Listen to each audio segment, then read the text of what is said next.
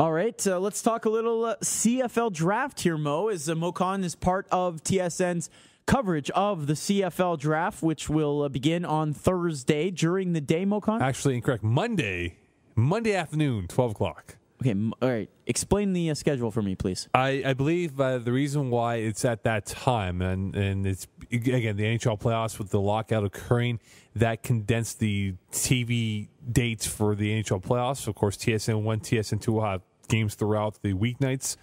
And so I guess the available time that they had was 12 noon on Monday afternoon. The CFL lunch draft coming up on Monday.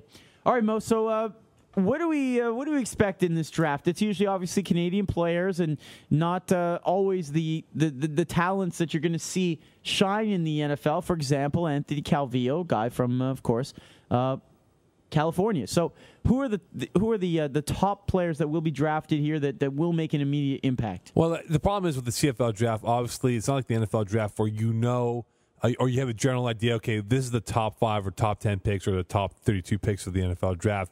CFL is a bit unpredictable because you have guys who do have the opportunity to sign on with the NFL team after the NFL draft, and you have 3 guys who are going to have tryout opportunities. Matt Sewell, offensive lineman from McMaster University, 6'8", 340-pound offensive lineman, very strong, very big. A little bit weak with the inside rushes to his right side. He just signed in the NFL. His teammate from Mac, Ben Dagler, you can probably anoint him as a hybrid linebacker, rush end. He will have apparently 2 tryouts according to TSN.ca. And also finally, Stephon Charles, defensive lineman as well from Regina Rams. He will have an NFL opportunity down south to go to boot. And the thing is with him is that he actually played with his former teammate, Akeem Hicks, who got drafted by the New Orleans Saints when Akeem Hicks was a part of the Rams last year's class year. But again, for this draft, because those 3 guys who were projected to go somewhere in the top 5, top 6 of the CFL first round, they could tumble, not because they're bad players, because they're now in NFL camps, which could mean they could be there for training camp, which could mean that they may not even ever play a CFL down this year and not be in a CFL uniform at all. Thus, some teams who need immediate help may bypass taking these guys early on and take them, say, 4th, 5th, or not 6th round. All right, in terms of the Alouettes and how they may approach this draft. Well, the Alouettes have multiple picks in the first round. They have the 3, I think they have 2 of the top 5 picks. I think number 3, number 5, whatever combination that is.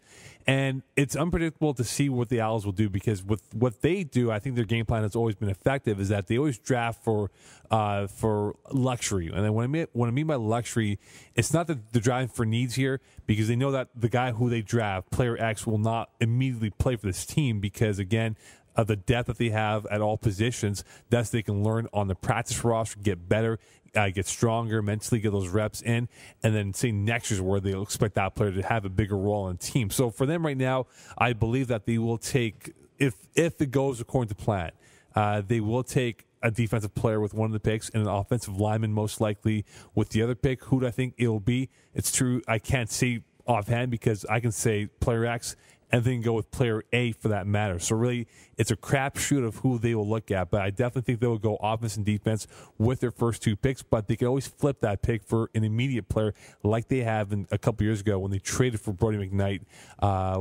2 years ago, I believe, with BC. Or they drafted McKnight and traded for Sean White. That's it. Yeah, exactly. Moe Khan talking some CFL here. By the way, you can follow Mo on twitter.com/MoeKhan19. And certainly you can listen in on Thursday night. Mo, Thursday night?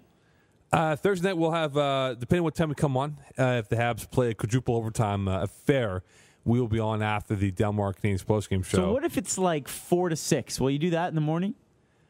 Jimmy, you going to hang around for that? The morning show will be starting at that time, so at 6 o'clock. 6. Exactly. Well, Jimmy and I, we spoke about this, the snares that could play up. They go triple overtime, quadruple overtime on Thursday into Friday.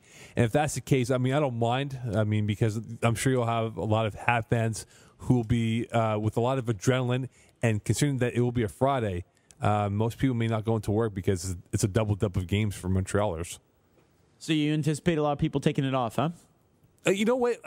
And the thing was, had this been Toronto-Montreal series, they would have played tonight, Thursday, Saturday in Toronto, Monday in Toronto, because again, Saturday night, hockey night in Canada, so on and so forth here. But because it's an Ottawa-Montreal series, you have that Thursday, Friday back-to-back scenario, then Sunday. And again, CBC wants to be able to maximize its Canadian content exposure with Ottawa-Montreal being one day, followed by the Toronto versus Boston series the other day.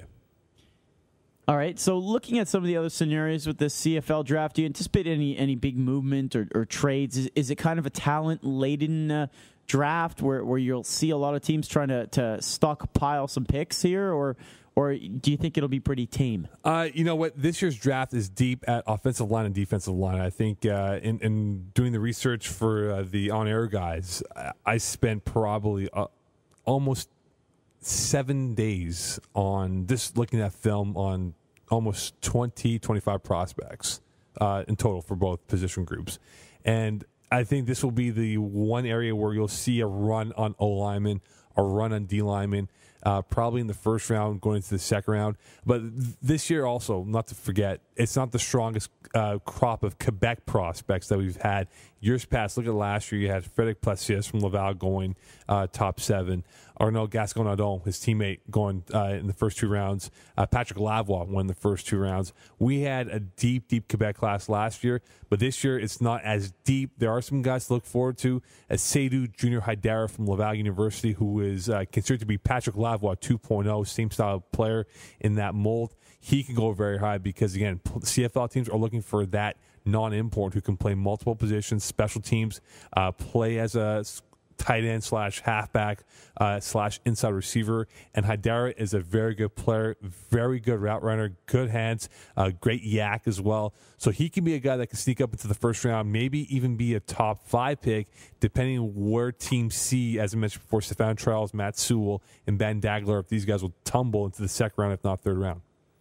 Mo, is there anybody in this draft that's going to have a shot at starting in the NFL? A lineman, perhaps? No. Look, the problem is the CIS guys that they're not to criticize CIS football here. It's unfortunately for them, the coaching isn't as well detailed as it is in the States. The development isn't as how it is in the States, where you're sort of in a structured environment in the NCAA where you wake up, you go to team breakfast, team meeting, school, practice, film, whatever.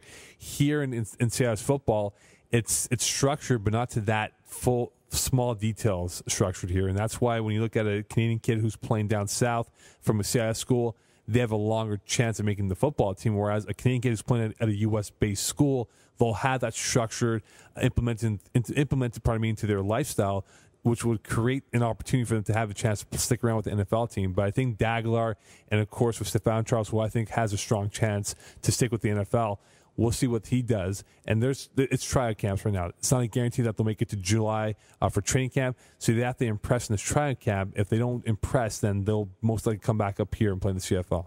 All right, who are you looking forward most to working with on the CFL coverage? Well, obviously, Dwayne Ford is someone that I enjoy working with. I've worked with them numerous times. Rod Black as well, who I've worked with.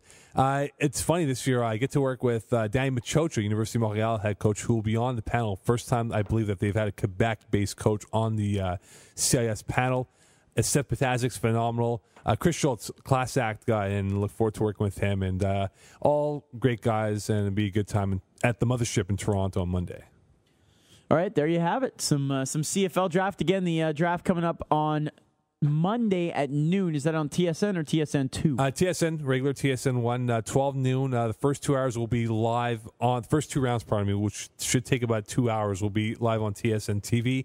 Then the rounds 3 through 6 will be on the tsn.ca website, and you can watch it online for the quick pick analysis from Dwayne and the CIS coaches as well.